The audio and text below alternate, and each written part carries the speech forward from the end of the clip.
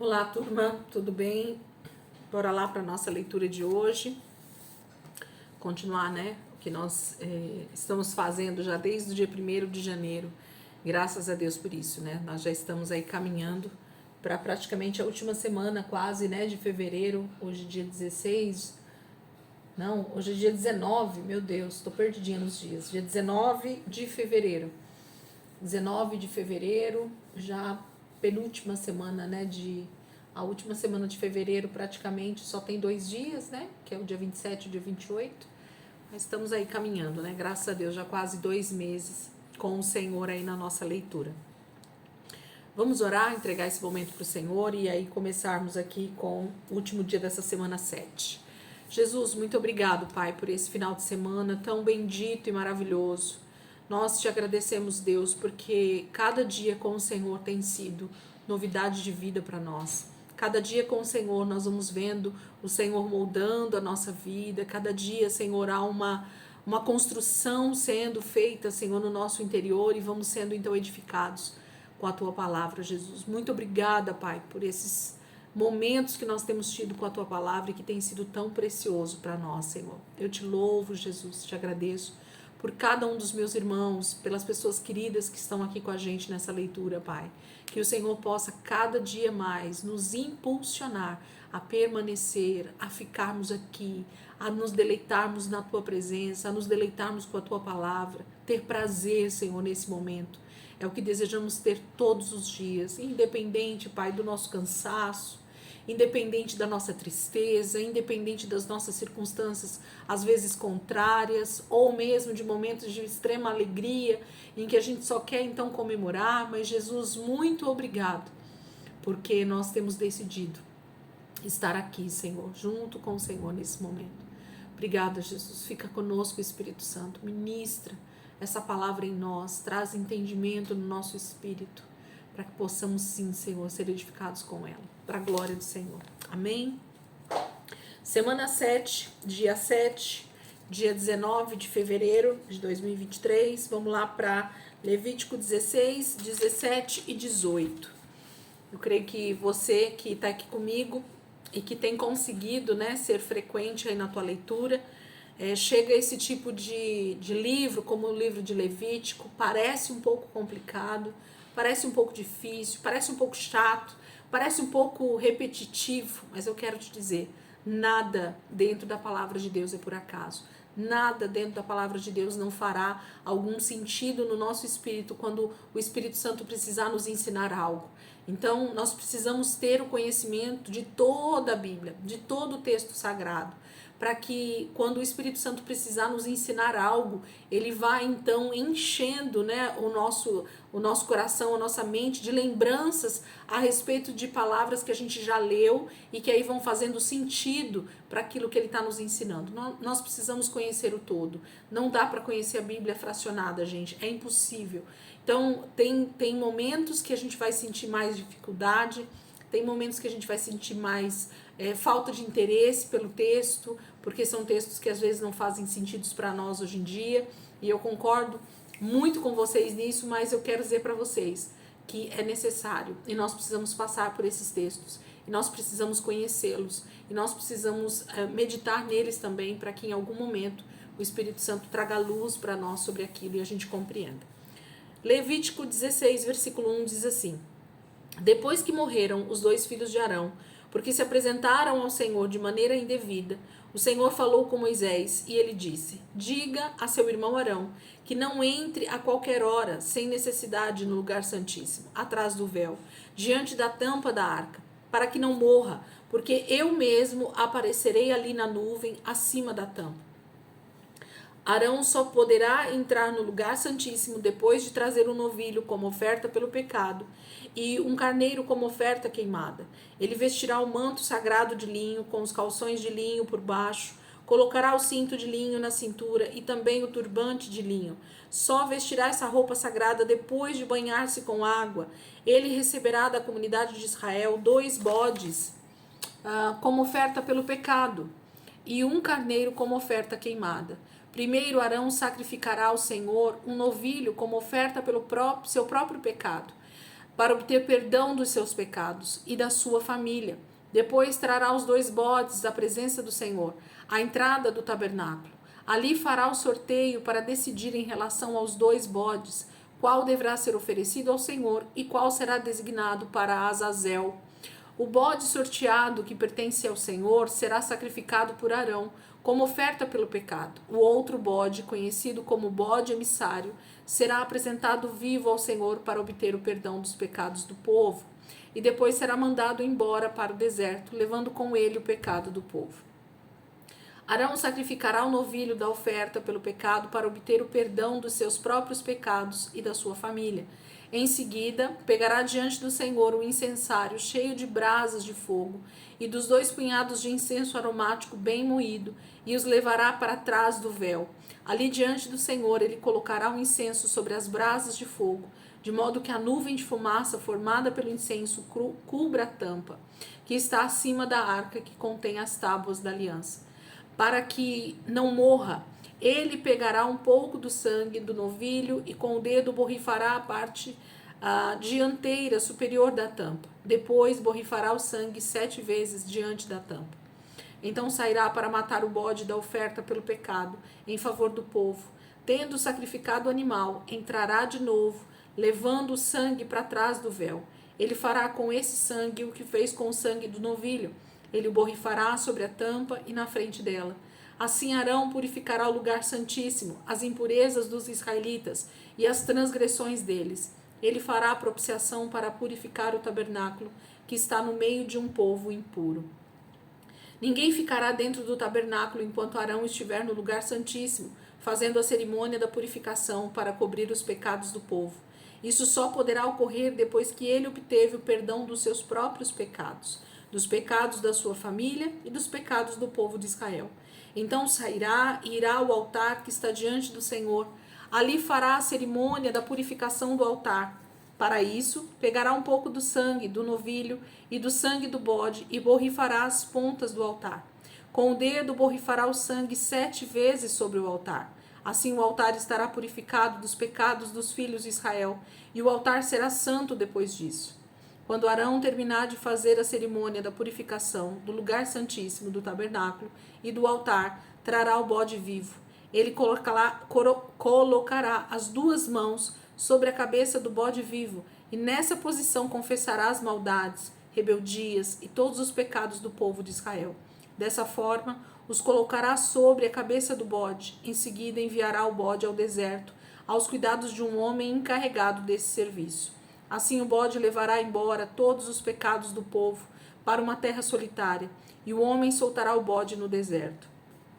Em seguida, Arão voltará para dentro do tabernáculo. Ali tirará e deixará as roupas de linho que usou para entrar no lugar santíssimo. Ele tomará um banho no lugar sagrado e vestirá suas roupas. Então sairá para oferecer sacrifício queimado por si mesmo e o outro pelo povo, para obter o perdão pelos seus próprios pecados e pecados do povo de Israel. Também queimará a gordura da oferta pelo pecado no altar. O homem que levou o bode emissário ao deserto terá de lavar a sua roupa, lavar em água a sua roupa e o corpo, e depois poderá entrar no acampamento.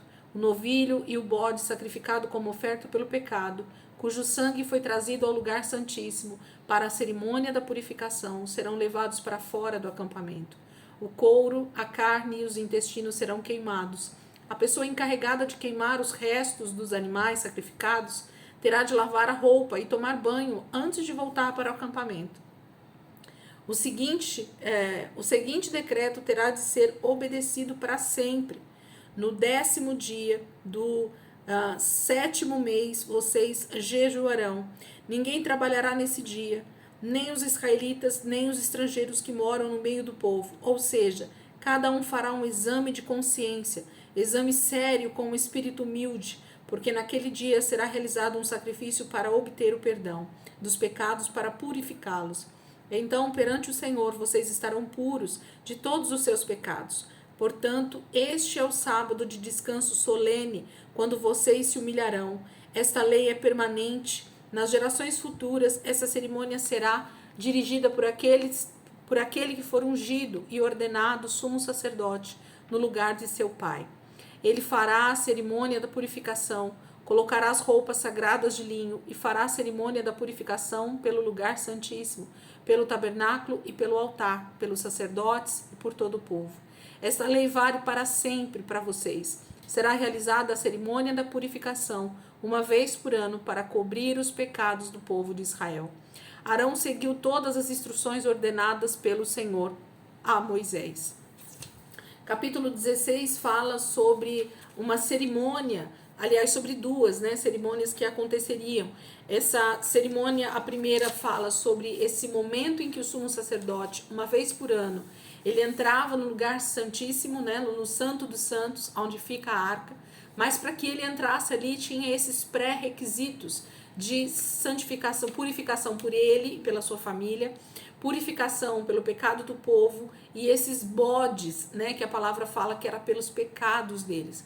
Então existiam os rituais apropriados para esse tipo de cerimônia que acontecia somente uma vez por ano, ok? Então essa era talvez uma das principais processos de purificação que Arão, seus filhos, sua família, o povo, os sacerdotes, todos passavam por ela para que o sumo sacerdote entrasse então no Santo dos Santos para se apresentar, para apresentar esse pecado ao Senhor.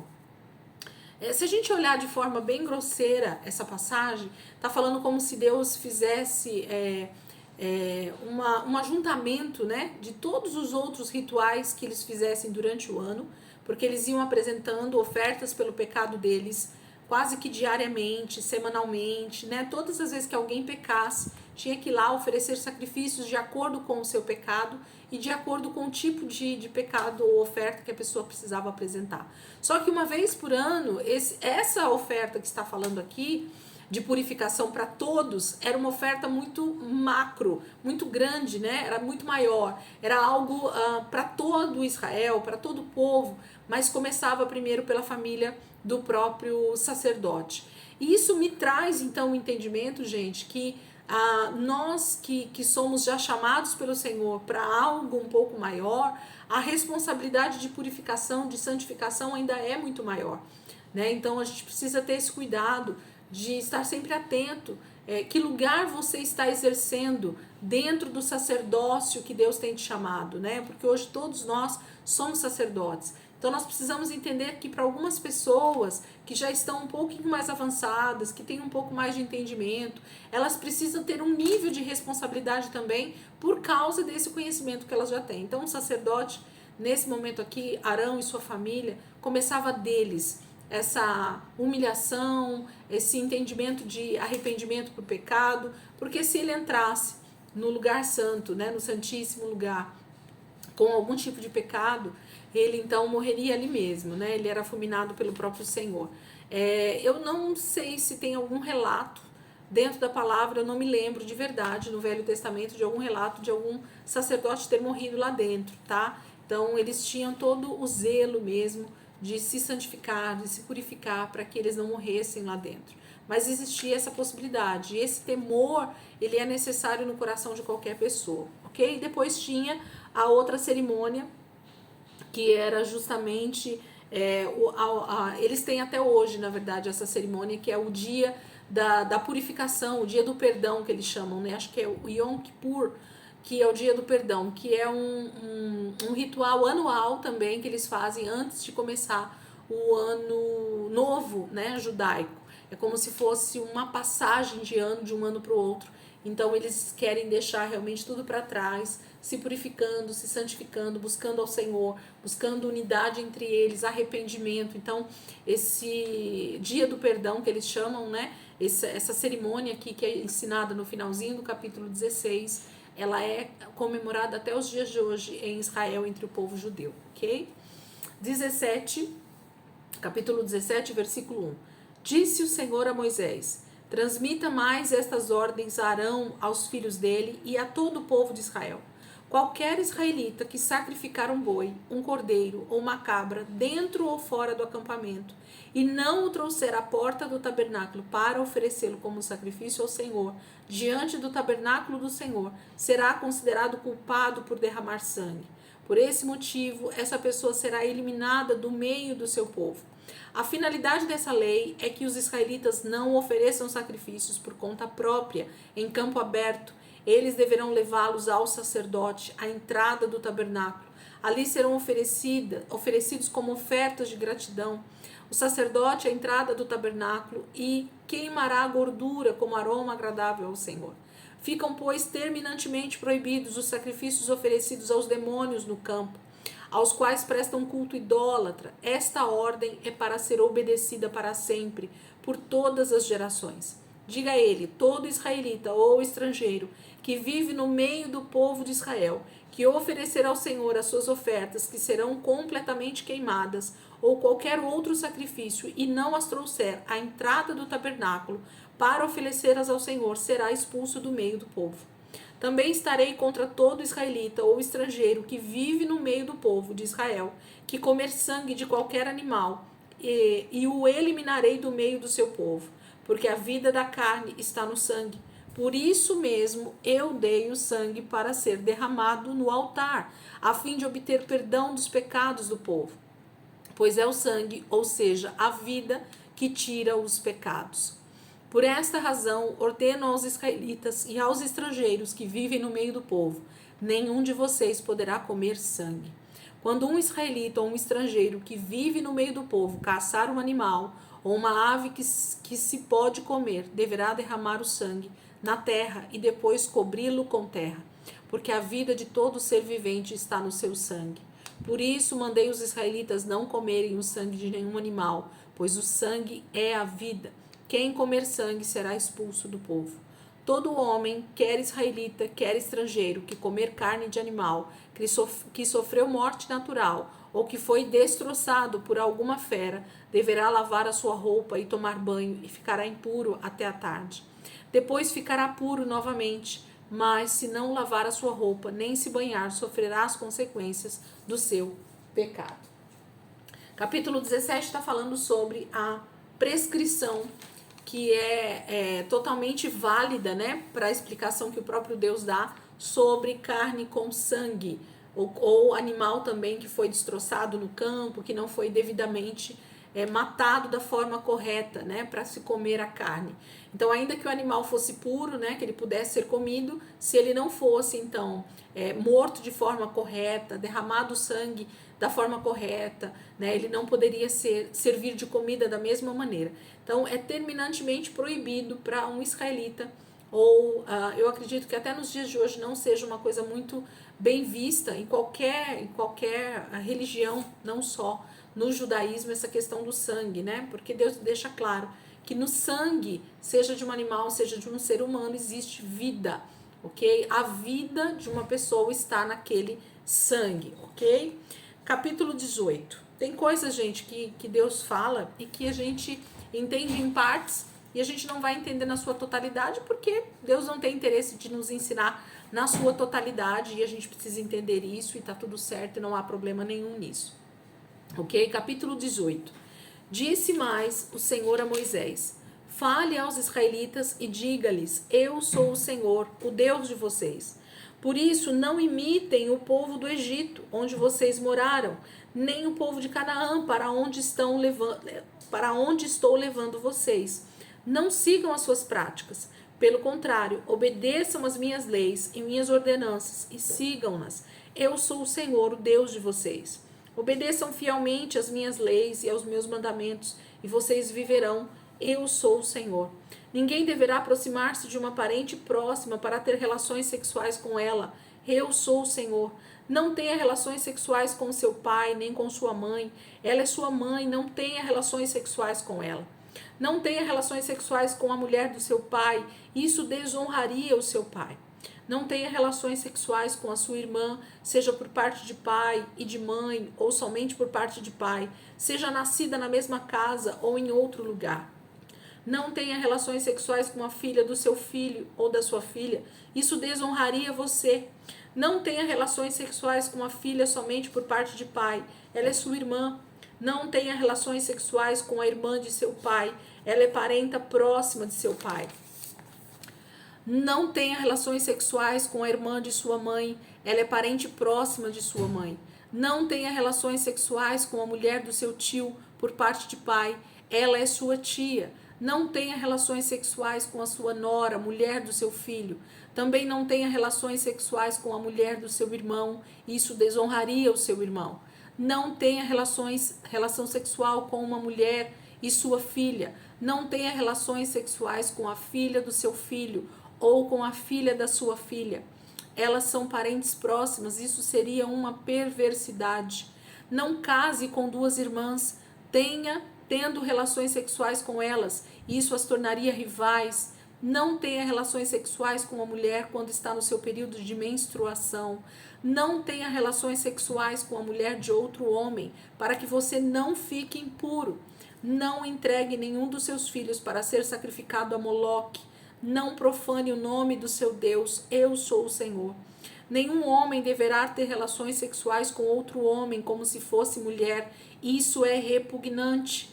Nenhum homem ou mulher terá relações sexuais com qualquer animal, contaminando-se com ele, isso é uma terrível perversão.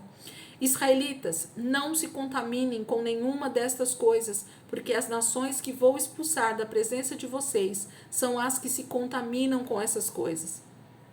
Estes territórios estão contaminados por essas práticas perversas.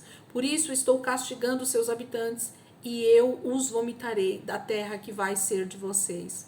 Vocês terão de obedecer rigorosamente a todas as minhas leis e regulamentos. Nem o natural da terra, nem o estrangeiro que mora no meio de vocês praticará qualquer uma dessas abominações, pois todas essas abominações foram praticadas pelos homens que habitaram essas terras antes de vocês. Por isso, a terra ficou contaminada. Cuidado para que vocês não tornem a terra impura, senão ela os vomitará como vomitou o povo que nela habitava antes de vocês. Todo aquele que fizer alguma dessas abominações será eliminado do meio do seu povo. Portanto, obedeçam às minhas leis, que ninguém caia no erro de praticar aqueles costumes repugnantes que eram praticados antes de vocês. Não se tornem impuros. Eu sou o Senhor, o Deus de vocês. Capítulo 18 aqui de Levítico traz uma advertência muito direta, extremamente direta a respeito de práticas sexuais. Então Deus vai mostrando que cada uma dessas práticas sexuais com esses tipos de pessoas, que aqui está muito determinado a respeito de família mesmo, de proximidade familiar, parental, né? Isso traz abominação, traz contaminação para a terra.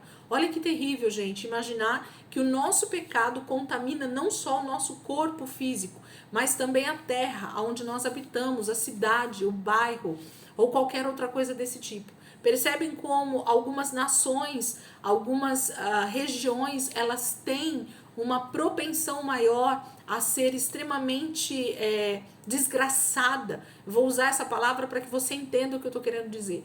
Tem lugares que existe uma maldição tão grande sobre o lugar, você percebe muita doença, muita morte, muitas atrocidades, muitas destruições, muito sofrimento, e tudo tem a ver com as abominações que são feitas ali. E isso geralmente de geração em geração. Então a terra, o local também vai sendo contaminado, não somente as pessoas. As pessoas se contaminam diretamente, mas contaminam a terra indiretamente por causa das suas práticas sexuais ou outros pecados de perversidade também. Então Deus fala aqui no capítulo 18 de diversas práticas sexuais que são abominação ao Senhor. Ponto final, gente. Deus, ele é poderoso para nos dizer sim e dizer não, com o mesmo entendimento de que se nós então seguirmos a palavra do Senhor como ela é, nós vamos viver a palavra do Senhor diz, né? E essa vida tem a ver com vida natural e vida espiritual, viver eternamente e viver de forma também bacana, saudável aqui nessa terra, enquanto nós estivermos aqui. O que eu gosto mais de perceber nesses textos aqui, do capítulo 18, esses versículos, é que Deus fala que não é para imitar. Logo no começo ele fala, né? Versículo 2. Fale aos israelitas e diga-lhes: eu sou o Senhor, o Deus de vocês. Por isso, 3. Não imitem o povo do Egito, onde vocês moraram, nem o povo de Canaã, para onde estou levando vocês. Não sigam as suas práticas. Pelo contrário, obedeçam as minhas leis e as minhas ordenanças e sigam-nas. Eu sou o Senhor de vocês. Obedeçam fielmente as minhas leis e os meus mandamentos e vocês viverão. E aí Deus começa a listar esse monte de tipos de relações sexuais que nós vimos aqui. E Deus começa esse texto falando que não é para imitar nem o Egito e nem Canaã, porque essas práticas, elas são praticamente uma naturalidade nessas regiões. Percebem a abominação que acontece nessas nações? Percebe a abominação que já acontecia nessas nações como Egito e como Canaã, com suas diversas nações que estavam ali, né? Não existia uma só em Canaã, existiam várias. Os moabitas, os amonitas, os filisteus, os cananeus, existiam muitas. E, gente, todas elas descendiam dos filhos de Noé. Mas essas que estão sendo listadas aqui pelo Senhor, elas são da linhagem de Cã. Se vocês olharem todas as nações que moravam em Canaã e no Egito, vocês vão ver que todas elas vinham da linhagem de Cã. Então, as abominações que já existiam na terra, elas vinham diretamente, principalmente da linhagem de Cã. E também da linhagem das filhas de Ló, né? Dos moabitas e dos amonitas. Isso é muito sério, gente. É muito sério o que Deus está pedindo para fazer, que não era para imitar, não era para se juntar, não era para praticar as mesmas coisas que esses povos praticavam a respeito de relações sexuais, porque isso estava trazendo maldição para a terra. Você imagina o nível de contaminação já nesse período da história, há quase 5.000 anos atrás, e imagina o que nós temos hoje na terra, partindo pelo pressuposto de que nós temos uma infinidade de tipos de relações sexuais que acontecem em todo o mundo. Então eu imagino o nível de depravação, de abominação que o Senhor olha e vê nessa terra através de todo tipo de prática sexual que as pessoas acham que é totalmente natural, ok? Então nós terminamos aqui nossa semana 7 com esses textos aqui do 16, 17, 18 de Levítico.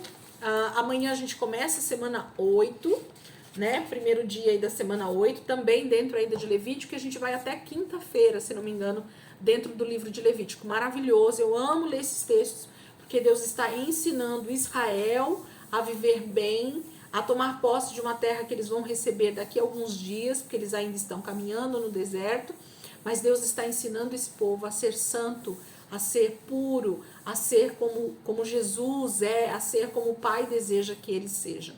Isso é muito, muito bom. Amém? Quem está comigo só na leitura aí, Deus abençoe a vida de vocês, que vocês possam aí ser extremamente abençoados nesse final de semana aí, bênção demais, né, para nós. E quem tiver comigo aí que for orar um pouquinho, vamos orar. Eu vou entrar dentro do livro de Romanos. Eu quero orar um trechinho do livro de Romanos, capítulo 6. Romanos, capítulo 6. Vamos pegar um pouquinho dos textos também do Novo Testamento e a gente orar aquilo que os próprios apóstolos, né, que os discípulos de Jesus, e aqui nesse caso o apóstolo Paulo, que nem foi discípulo direto de Jesus, mas que teve uma participação poderosa, né, nos ensinos que ele deixa aqui para nós. Então, que a gente possa pegar essas passagens aqui e aproveitar. Deixa eu só fechar aqui, gente, a janela, a porta, para a gente poder fazer a oração. Só um minuto, peraí.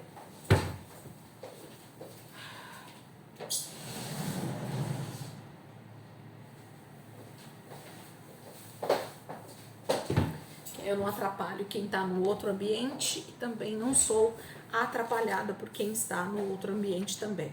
Amém? Então vamos lá, Romanos 6.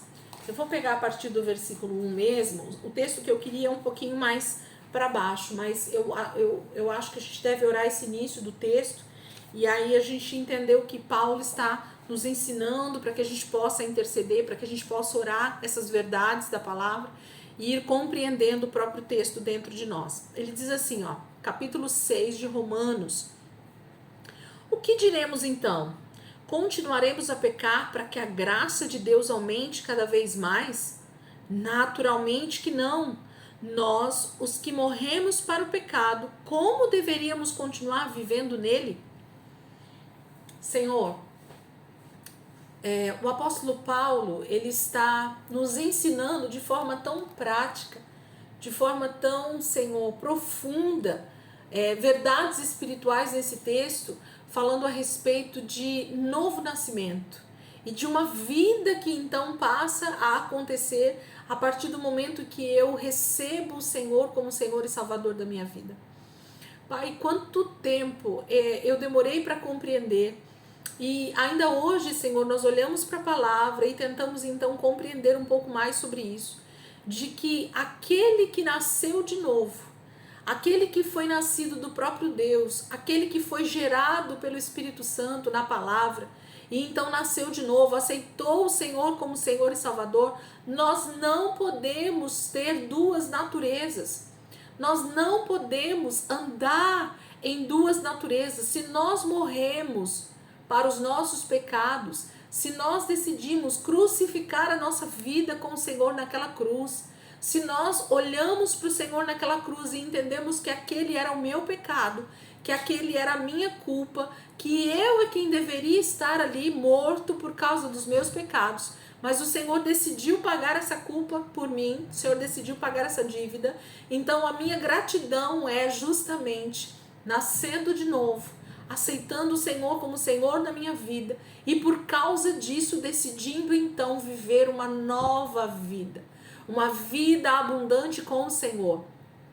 Então o texto está dizendo para mim que eu não posso então estar pecando, vivendo na prática de pecado. Por quê? Porque senão, Senhor, eu estaria dizendo para mim mesmo e também para o Senhor e para o mundo espiritual que eu não entendi o pagamento da dívida, de que eu ainda continuo andando segundo os meus princípios, que eu continuo andando segundo a minha vontade, que eu não tenho o Senhor como Senhor na minha vida.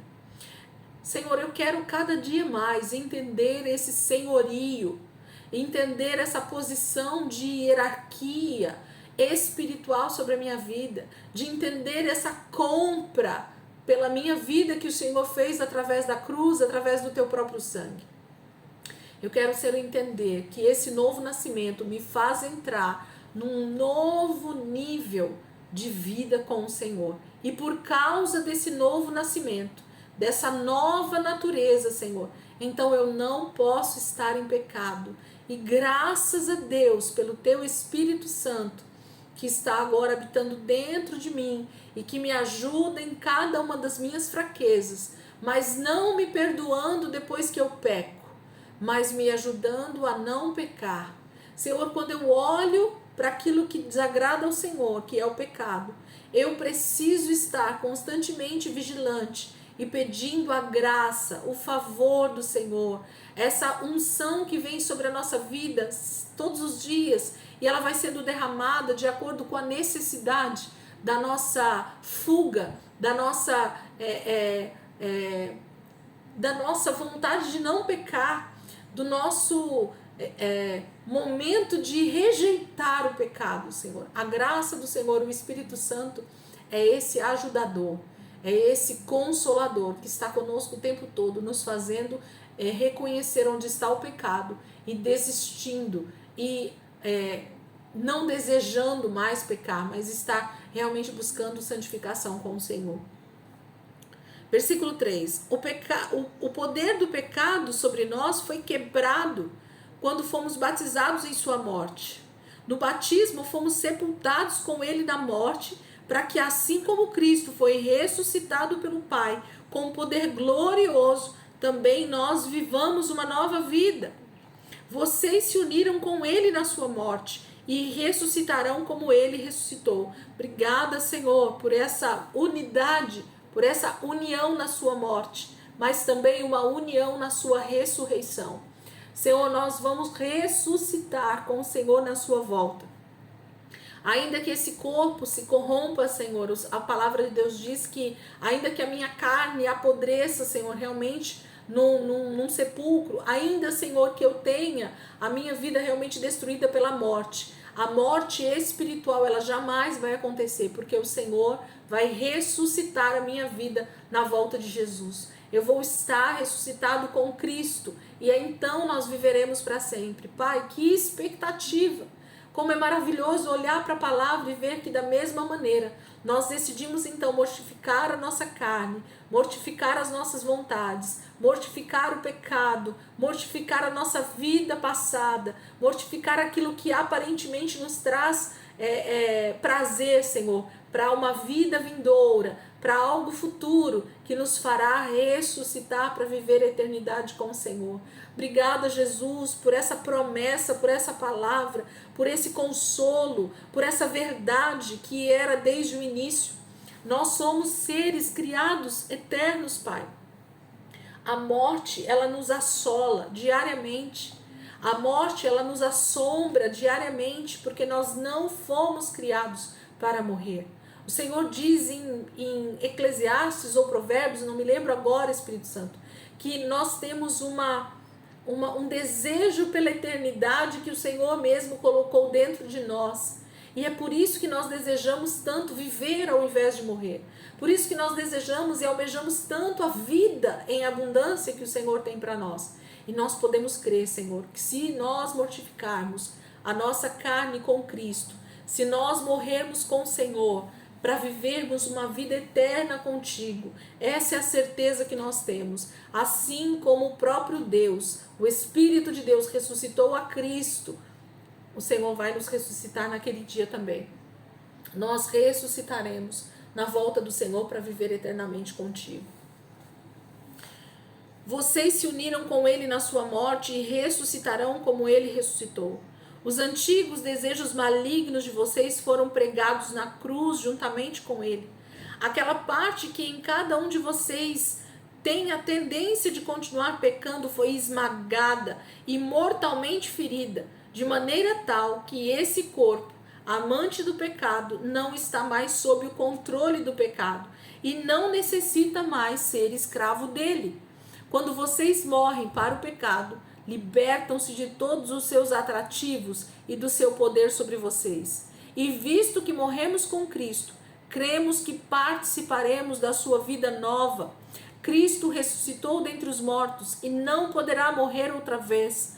A morte não tem mais poder algum sobre ele.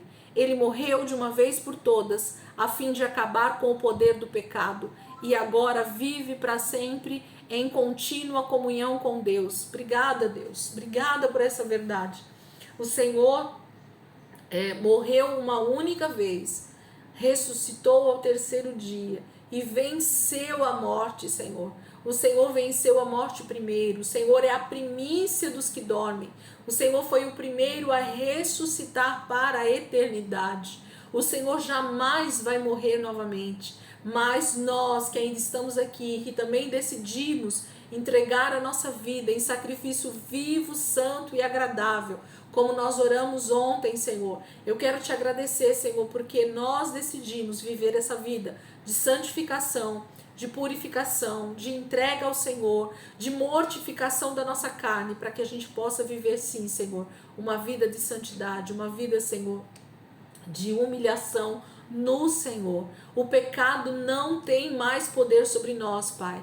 A ação de demônios, a ação, Senhor, que tenta nos levar a pecar, ela não tem mais domínio sobre nós, porque hoje a nossa inclinação é para a vida, hoje a nossa audição é para ouvir o Espírito Santo nos levando para um novo e vivo caminho, para a sua presença, Senhor, para a intimidade com o Senhor, para o deleite na tua presença, para estar contigo em unidade, e assim vamos sendo cada dia mais livres das amarras, cada dia mais livres desses anseios, desses atrativos do pecado. Portanto, considerem-se mortos para o pecado, enquanto por outro lado estão vivos para Deus em Jesus Cristo.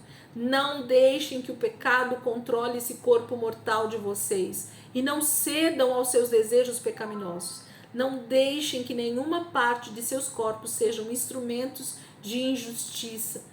Antes, entreguem-se inteiramente a Deus, pois vocês voltarão da morte para a vida. Sejam, portanto, instrumentos de justiça nas mãos de Deus. Nunca mais o pecado deverá voltar a dominar vocês, pois agora vocês não estão mais debaixo da lei, mas livres sobre a graça de Deus.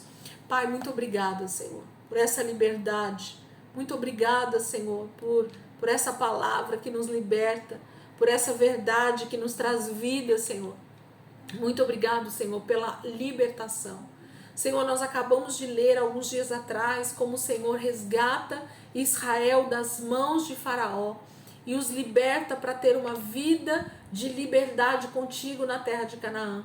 E nós precisamos compreender essas verdades espirituais contidas no texto, Senhor.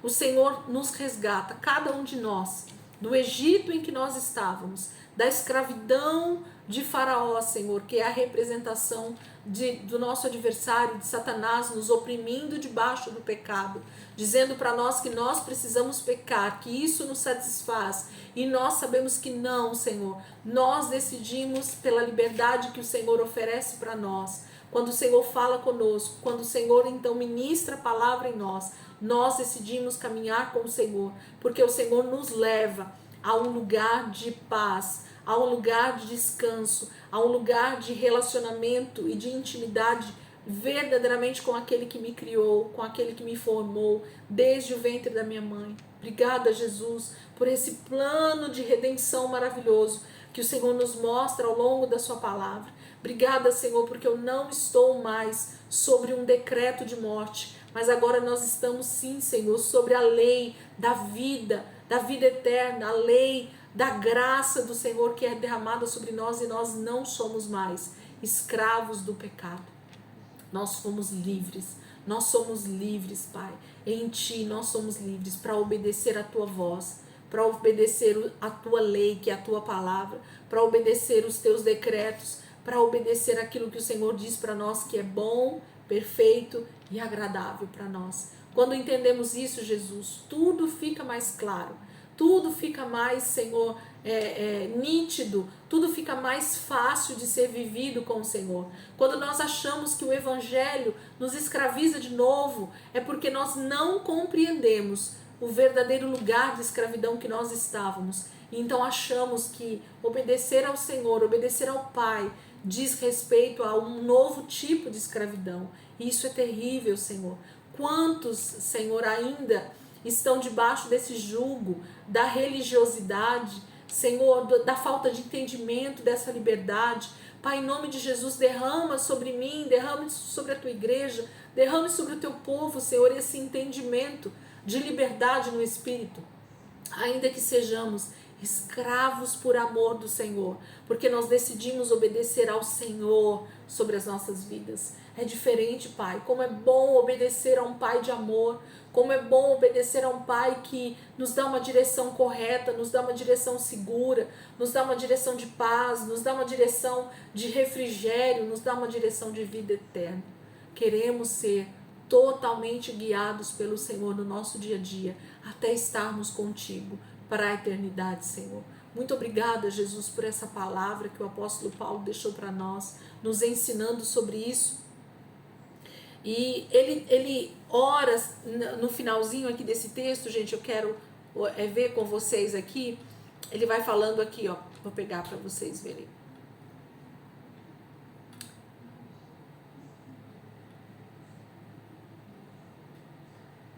Ele fala sobre o tipo de oração. Eu queria orar esse pedacinho aqui com vocês. Eu acho que não era esse texto. Mas amém, né? Que essa palavra ela possa realmente... E o texto vai continuando, e é maravilhoso esse texto de Paulo aos Romanos, que fala sobre essa liberdade que nós temos através de Cristo Jesus. Que nós possamos orar essa palavra, gente, com esse entendimento tão profundo daquilo que Deus está fazendo em nós e através de nós. Se você depois quiser, continua orando essa palavra, continua orando esse texto. É um texto um pouco maior, né? Um pouco... vai além daquilo que eu parei aqui. Eu parei no versículo 14, né? Nunca mais o pecado deve voltar a dominar vocês, pois agora vocês não estão debaixo da lei, mas livres sobre a graça de Deus. Podem continuar aí, o texto vai até o versículo 23, né? Então, se vocês depois quiserem, vão lá até o final. Com certeza o apóstolo Paulo continua aqui nos ensinando de forma poderosa sobre essa liberdade que nós temos em Cristo Jesus. Amém? Deus abençoe. Ótimo dia aí para vocês. E amanhã, se Deus quiser, a gente inicia uma nova semana aí com o Senhor para a glória de Deus. Amém?